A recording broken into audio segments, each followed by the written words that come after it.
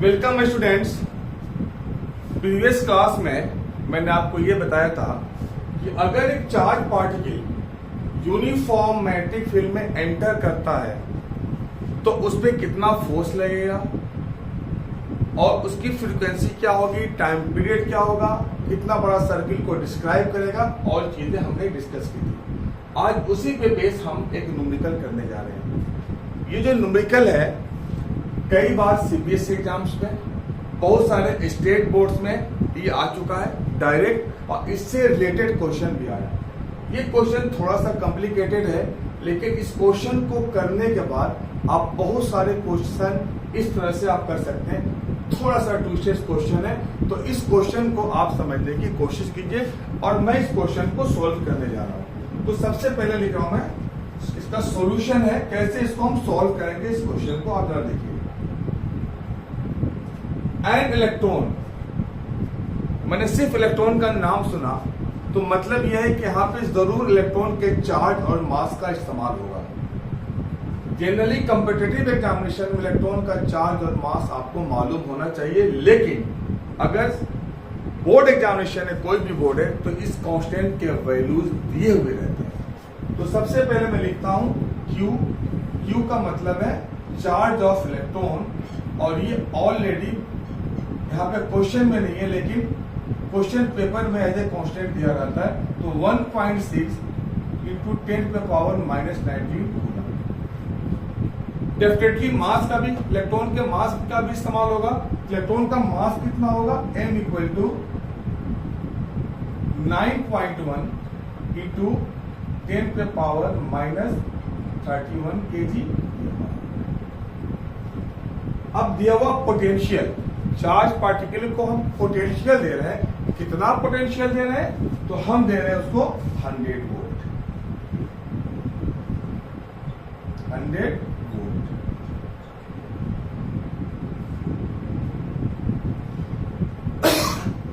और जो magnetic field है इसमें ये एंटर कर रहा है, वो कितना है, B इक्वल टू 0.004 टेस्ला। इसके बाद इसमें कोई भी इंफॉर्मेशन नहीं है। अब इसमें सवाल उठता है कि जब हम लॉरेंट मैग्नेटिक फोर्स यूज करेंगे तो हमें तो वेलोसिटी चाहिए। देखते हैं लॉरेंट मैग्नेटिक फोर्स यूज करके। इसमें थीटा दिया हुआ है perpendicular, theta equal to 90 degree दिया हुआ है। Means velocity vector of charge particle और मैग्नेटिक फील्ड जो है 90 डिग्री का। एवरी इंफॉर्मेशन है, लेकिन नहीं है वेलोसिटी। हमें वेलोसिटी तक पहुंचना है, पहले हम वेलोसिटी का हम रिलेशन पता करते हैं। ओके, अगर कोई भी चार्ज पार्टिकल किसी फील्ड में हम रखते हैं, नॉट फील्ड, पोटेंशियल में रखते हैं, तो उसमें जो पोटेंशियल एनर्जी प्रोड्यूस होता है वो होता है Q। U equal to Q। हमारे पास Q भी है और हमारे पास पोटेंशियल भी है। This electrostatic potential energy is capable to produce that is kinetic energy in the particle. इस पोटेंशियल की वजह से पार्टिकल के अंदर क्या प्रोड्यूस होगा, काइनेटिक एनर्जी। तो हम इससे हम काइनेटिक एनर्जी पे अप्रोच कर सकते हैं। Means K equal to U। K E kinetic energy equal to electrostatic. हमने काइनेटिक एनर्जी को इलेक्ट्रोस्टैटिक पोटेंशियल एनर्जी के बराबर कर दिया। Got it my dear students. अब काइनेटिक एनर्जी का फॉर्मूला होता है 1/2 mass of electron and v is the small v is the velocity of electron and that is Q। And हमने लिखा पे v स्क्वायर 2 डिनोमिनेटर पे, तो नोमिनेटर पे चला गया। ये कैपिटल V है, पोटेंशियल है, स्मॉल v वेलोसिटी है। ये मास नोमिनेटर पे तो डिनोमिनेटर पे आ गया, और हमने आपका चुपके से स्क्वायर को हटा दिया, तो यहाँ पे हमारा रूट हो गया। इक्वेशन 1 लिया और हमारे पास लीजिए वेलोसिटी मिल गया। इसलिए हमारे पास चार्ज भी है, पोटेंशियल भी है, मास भी है। अब हम वेलोसिटी मिल गया। अब हम चलते हैं लॉरेंट मैग्नेटिक फोर्स। अच्छी तरह मालूम है आपको कि लॉरेंज मैग्नेटिक फोर्स का फॉर्मूला होता है क्यू बी, या बी वेलोसिटी है, बी साइन थीटा, लेकिन यहाँ पे थीटा हमारा 90 डिग्री है तो हमने साइन 90 किया। याद कीजिए प्रीवियस लेक्चर में हमने ये बताया था कि अगर कोई भी चार्ज पार्टिकल अगर यूनिफॉर्म मैग्नेटिक फील्ड में एंटर करता है तो एक सर्कुलर पाथ बनाता है। क्या बनाता है? एक सर्कुलर पाथ बनाता है। अगर हमारा ये मैग्नेटिक फील्ड है, इसी तरह मैग्नेटिक फील्ड है, तो जो पार्टिकल है उसका पाथ क्या होगा? सर्कुलर पाथ बनाएगा। इसी तरह सर्कुलर पाथ और इसमें रेडियस हमारा आर। इट मीन्स ये सर्कुलर पाथ कब पॉसिबल है? जब एक सेंट्रीपिटल फोर्स डेवलप होगा, और सेंट्रीपिटल फोर्स का फॉर्मूला क्या है आप जानते हैं अच्छी तरह से, mass into velocity square upon radius. हमने यहाँ पे लिख लिया।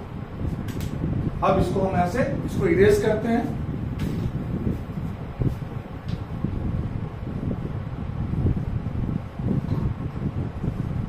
अब एक बी से हम इस स्क्वायर को कट कर देते हैं तो हमें क्या मिलेगा? यहाँ पे इसको कट कर दिया हमने। दिस इज क्यू बी और साइन 91 होता है। This is the M B upon R. अब इसको हम इधर लेके जा रहे हैं तो Q B R upon M and this is velocity. अब हमारे पास दो इक्वेशन है वेलोसिटी का, एक ये मिल गया, एक दूसरा ये मिल गया। करना कुछ भी नहीं है, दोनों को हम कंपेयर करेंगे। हम दोनों को कंपेयर करेंगे। Comparing equation 1 and 2। Comparing equation 1 and 2।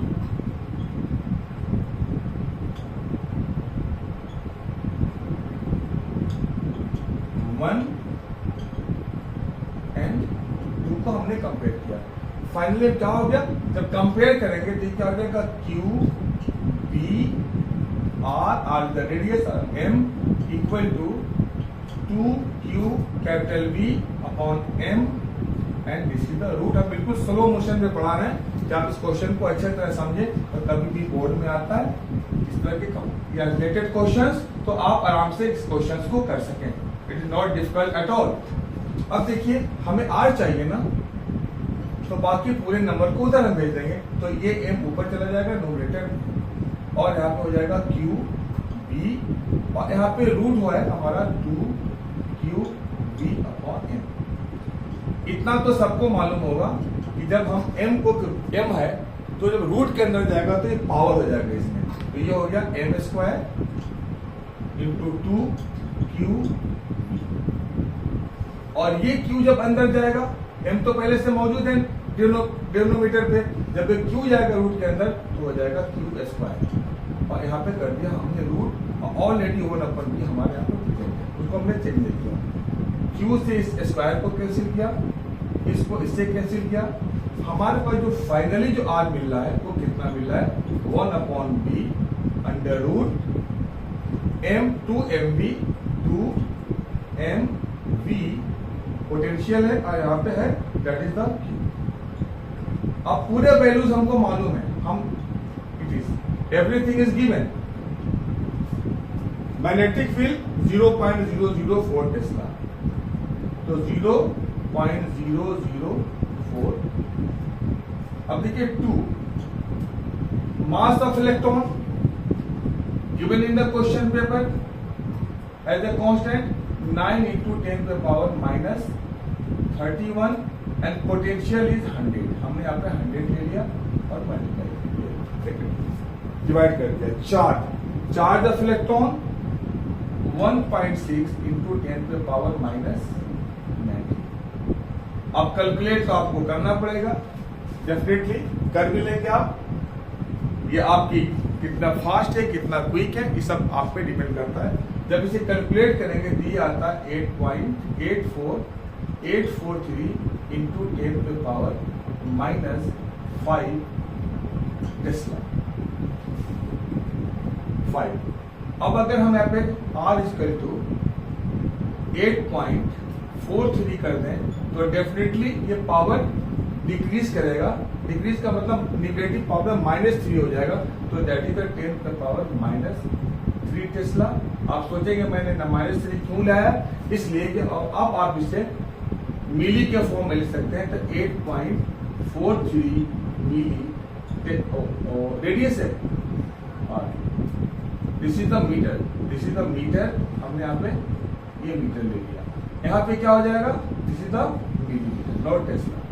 तो हमें किया था कि R इक्वल टू रेडियस, हमने टेस्ला बाय मिस्टेक कर दिया था, तो 843 इंटू 10⁻⁵ मीटर, हमने डेसिमल लिया तो यहाँ पे -3 मीटर हो गया, और 10⁻³ को मिलीमीटर बोलते हैं, तो 8.43 मिलीमीटर ये हमारा वैल्यू हुआ radius. Hope you got this things, okay, have a good time, thank you very much.